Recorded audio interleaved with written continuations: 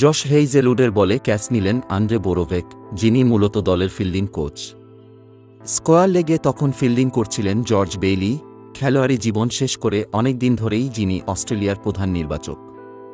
Hazlewood যখন spell শেষ করে বাইরে গেলেন, তার জায়গায় ফিল্ডিংয়ে নামলেন প্রধান কোচ অ্যান্ড্রু ম্যাকডোনাল্ড।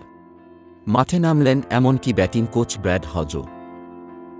এমন বিচিত্র ঘটনায় দেখা গেল বুধবার নামিবিয়ার বিপক্ষে অস্ট্রেলিয়ার প্রস্তুতি ম্যাচে।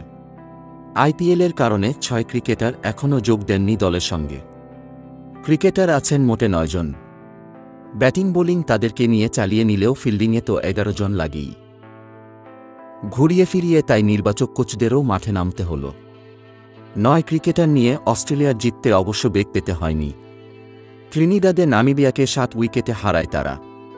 টস জিতে বোলিংয়ে নামা অস্ট্রেলিয়ার হয়ে শুরুতে ৯ ক্রিকেটারের সঙ্গে মাঠে নামেন ৪১ বছর বয়সী প্রধান নির্বাচক ও সাবেক অধিনায়ক জর্জ বেইলি এবং ৪৬ বছর বয়সী ফিল্ডিং কোচ বোরোভেক।